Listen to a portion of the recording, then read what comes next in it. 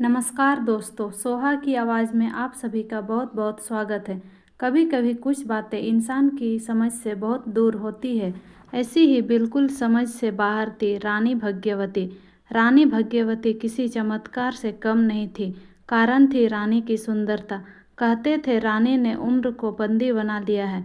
रानी 100 वर्ष की हो गई थी, लेकिन अभी भी 25 वर्ष की भांति जवान और खूबसूरत थी। विश्वास से परे था, इसलिए तो लोग चमत्कार कहते थे। रानी एक विशाल साम्राज्य की रानी थी। कहना था कि उसे अमरता का वरदान है। समय समय पर कई तरह के कयास रानी के लिए लगाए जाते थे। मानना था कि रानी के पास ऐसी कोई शक्ति है जिससे वो अभी तक युवा अवस्था में ही है। रहस्यमयी होने के कारण रानी का सम्मान और उससे डरना स्वाभाविक था। रानी की आभा देखते ही बनती थी। भारी सभा में जब वो आती थी तब उसकी सुंदरता को देख लोग आश्चर्य से भर जाते थे। एक विशाल सिंहासन पर वो बैठती थी और स्वर्ण जड़ित वस्त्र रानी के जूड़े में विशेष गुलाब होते थे। लोगों का मानना था कि वो गुलाब भी नहीं मुरझाते हैं। रानी सुंदर थी और ऊपर से हमेशा जवान रहने वाली रानी कौन नहीं चाहेगा। इसलिए रानी पर मोहित होने वाले राजकुमारों की कोई कमी नहीं होती थी। लेकिन रानी के ये रहस्य ही नहीं, बल्कि एक और रहस्य था कि अब तक रानी कई बार विवाह कर चुकी है, लेकिन रानी के विवाह ज़्यादा दिन नहीं टिकते थे।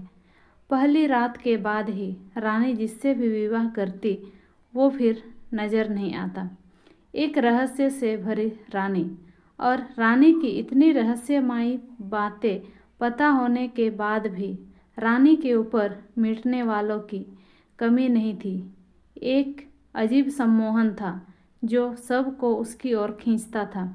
जिज्ञासावश ही कई रानी का होना चाहते थे कि आखिर रानी के पास ऐसा क्या है जिससे वो 100 वर्षों बाद भी अभी तक ज्यों की त्यों बनी हुई है। पड़ोसी राज्य का एक युवा राजकुमार अब रानी पर मोहित हो गया। रानी को प्रस्ताव दिया कि वो तो उनसे विवाह करना चाहता है। बड़ा बहादुर था। कई दिनों के बाद उसने यह निर्णय किया था।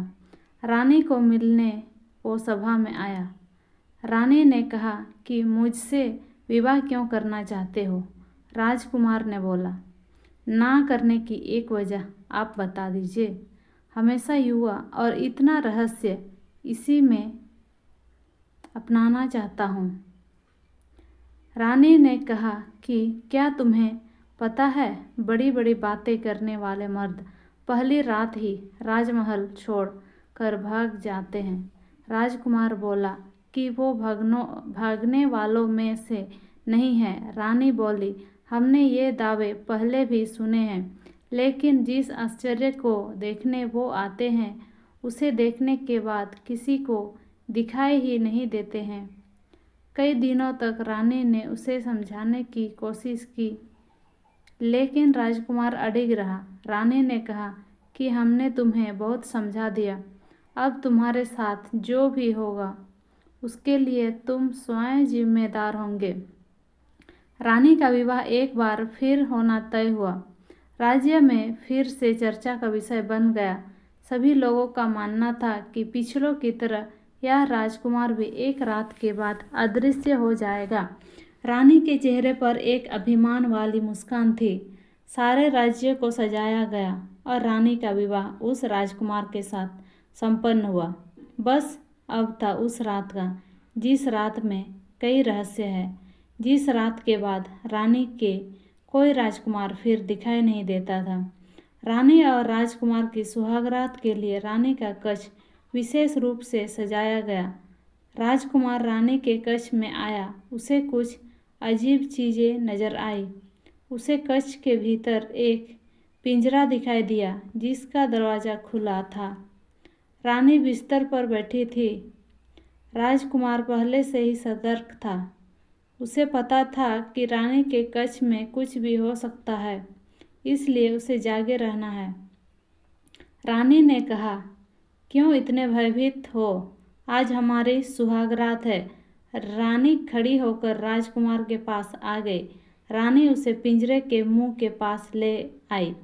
रानी ने अब राजकुमार की आंखों में देखना शुरू किया। राजकुमार रानी की सुंदरता पर मोहित हो गया, उसकी बड़ी बड़ी आंखों में खो गया।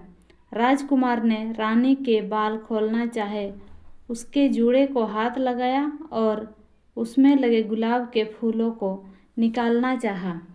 रानी डर गई और तुरंत ही राजकुमार का हाथ पकड़ लिया। रानी को डरते देख राजकुमार रुका, फिर सोचा हो ना हो इसमें ही कुछ राज है। उसे पता चल गया था कि इन फूलों में कुछ रहस्य तो जरूर है। रानी के मना करने पर वो उस समय तो रुक गया, लेकिन उसके मन में यही था कि अब उसे इन फूलों को निकालना ही होगा रहस्य को जानने के लिए। राजकुमार ने रानी को थोड़ी देर सहलाया, फिर एकदम से उसके गुलाब को जूड़े से निकाल दिया। रानी जोर से चिल्लाई, कहा था ना उसे मत छूना। एक गुलाब निकालते ही रानी कुछ वर्ष अधिक आयु की हो गई। रानी अब गुस्से से लाल हो गई। राजकुमार बोला, अच्छा तो ये है तुम्हारी आयु का रहस्य। अभी एक गुलाब निकला है, अगर पूरे गुलाब को निकाल दिया जाए तो तुम पूरी वृद्ध हो जाओगी। राजकुमार बोला, मैं तुम्हारा पति हूँ, मुझे अभी भी तुम बता सकती हो आखिर यह गुलाब क्या है और तुम्हें कहाँ से प्राप्त हुए हैं। रानी डरी और राजकुमार के पास आई, बोली कि अगर तुम मुझे यह गुलाब दे दो तो मैं तुम्हें सच बता दूंगी। राजकुमार ने गुलाब दिया और रानी ने गुलाब लेते ही राजकुमार को पिंजरे के अंदर धक्का मारा। पिंजरे में भीतर जाते ही राजकुमार एक गुलाब का फूल बन गया और रानी फिर जोर जोर से हंसते हुए बोली, ले देख ले, तेरे जैसे कितने मैंने गुलाब बनाकर अपने जूड़े में लगा लिए और उनकी आयु भी मुझे मिलने से मैं अभी तक जवान हूँ। रानी ने पिंजरे से गुलाब उठाया और अपने जूड़े में लगा लिया। यह पिंजरा है रानी की आयु का रहस्य। रानी फिर सुबह सभा में गई और इस बार फिर राजकुमार रात के बाद दिखाई नहीं दिया, लेकिन रानी के जूड़े में एक फूल और जुड़ गया। तो दोस्तों, आपको ये कहानी कैसी लगी? अगर आपको ये कहानी अच्छी लगी तो हमें कमेंट कर ज़रूर बताइए। मिलते हैं इस तरह की कहानी के साथ जल्द ही। तब तक के लिए आप अपना ख्याल रखना। धन्यवाद।